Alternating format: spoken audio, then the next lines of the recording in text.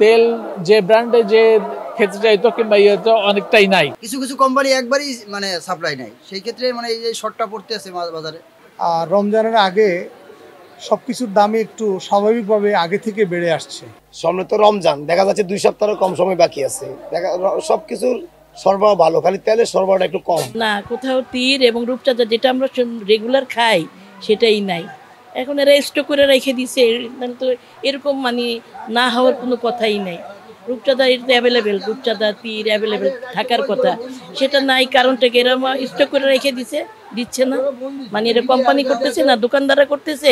আবার অনেক দোকানে নিচে গেলাম, ওরা বলে কি আপনি পুরো সদাই নিলে দিব রূপচাঁদা তীর। এটা কেমন? আমি বলছি আমার তো দরকার না বলে আমি নিচ্ছি, বলেন না আপনি পুরো সদাই নিয়ে আমি রূপচাঁদা তীর দিব। তেলের দাম বাড়ে নাই, কিন্তু সাপ্লাইটা একটু শর্ট আছে। যদি সব কোম্পানির স্বাভাবিকভাবে সাপ্লাইটা দেয়, সব কোম্পানি, যেমন মনে করেন আমার ফ্রেশ কালকে আমার প্রায় 800 কার্টনের উপর মাল আছে, মানে 5 লিটার 2 লিটার 1 লিটার মিলিয়ে। এবং যদি সবাই ডেলি মালগুলো দেয় তাহলে কিন্তু সাপ্লাইটা শর্ট হওয়ার কথা না। এটা কোম্পানি মিল মালিকরা বলতে পারবে দাদা।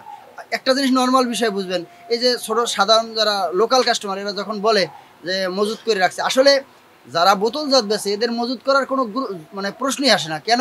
কারণ এটা একটা বডি রেট আছে, সরকারি একটা রেট আছে। এটা যদি আপনি 5 বছরও পুষে রাখেন, এটা মানে বাড়ার কোনো সুযোগ নেই, কারণ এটার একটা সরকার নির্ধারিত একটা রেট আছে বিক্রি করার। এটার বাইরে তো আপনি কখনো যাইতে পারবেন না। আপনি খোলা তেল হলে না মজুত করলে একটা জিনিস আছে, কিন্তু আপনি বোতল তেলে কখনো আপনি মজুত করতে পারবেন না। বলতে করলে আপনার, আমার কাছে মনে হয় না যে কোনো লাভ আছে, কারণ আপনি তো এটা বডি রেটের বাইরে যাইতে পারবেন না।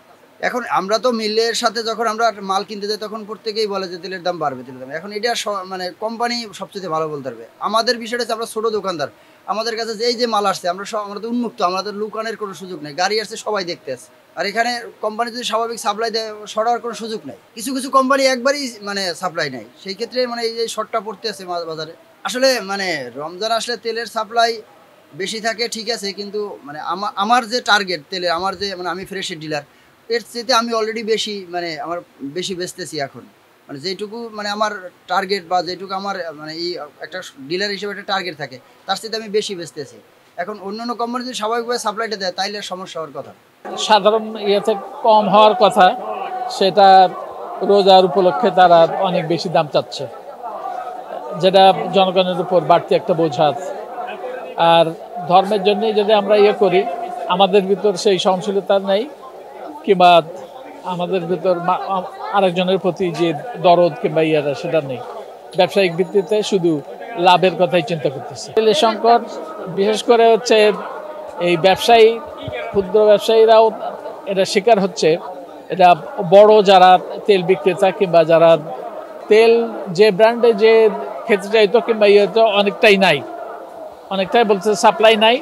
এটার সঙ্গে এখন জনগণ যেটা পছন্দ করতো কিংবা ই করতো সেটা তারা পাচ্ছে না, দাম বেশি দিয়েও।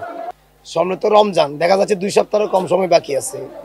সবকিছুর সরবরাহ ভালো, খালি তেলের সরবরাহটা একটু কম, খারাপ, একদমই রেজাল্ট খারাপ। তেল আসতেছে খুবই কম, গায়ে দাম যে দাম তেল বর্তমানে রমজানে যে তেলের চাহিদাটা থাকে, কিন্তু আমরা চাহিদা অনুযায়ী তেল পাচ্ছি না। তো এটা স্বস্তি আসবে, আমাদের কোম্পানি বলতেছে 24-25 তারিখে তেল আসবে, আসলে ঠিক হয়ে যাবে। কিন্তু দাম বাড়াও না, দাম কম, আগের দামে আছে কিন্তু সরবরাহ কম।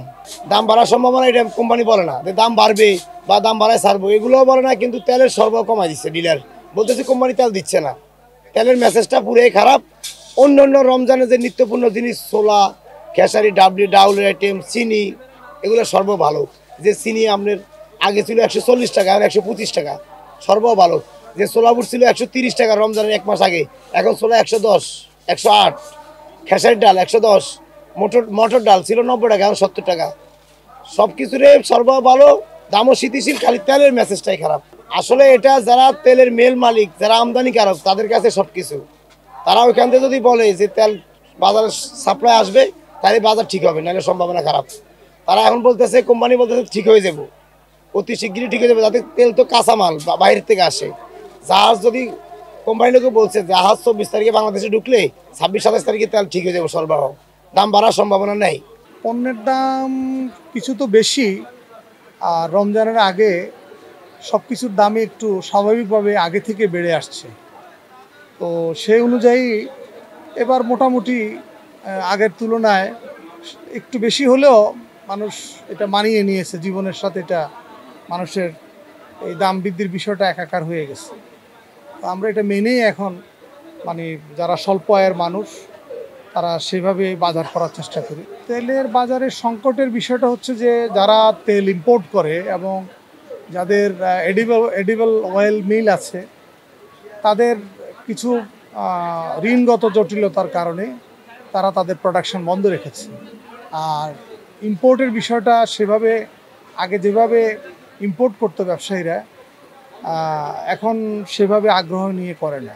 এখানে গভর্নমেন্টের পলিসি পরিবর্তন করতে হবে, পরিবর্তন করলে হয়তো বাজারটা স্থিতিশীল হয়ে আসবে। আর কিছু ফড়িয়া ব্যবসায়ী আছে যারা বাজারকে অস্থিতিশীল করার জন্য তারা কিছু কারসাজি করে, মজুতদারি করে। তো এই মজুতদারদেরকে চিহ্নিত করতে হবে। মানুষ মজুতদারকে চিহ্নিত না করে দোকানে এসে হানা দেয়। দোকানদারের তো দোষ নেই, দোকানদার যেই দামে কিনে আনে এর চাইতে সে বাড়তি সে লাভ করবেই, তার লাভ তো প্রয়োজন আছে। হ্যাঁ, সে লাভের জন্যই তো বসছে। তো সুতরাং আগে জায়গায় হাত দিতে হবে, এদিকে সরকারের আরও আন্তরিক প্রচেষ্টা থাকতে হবে।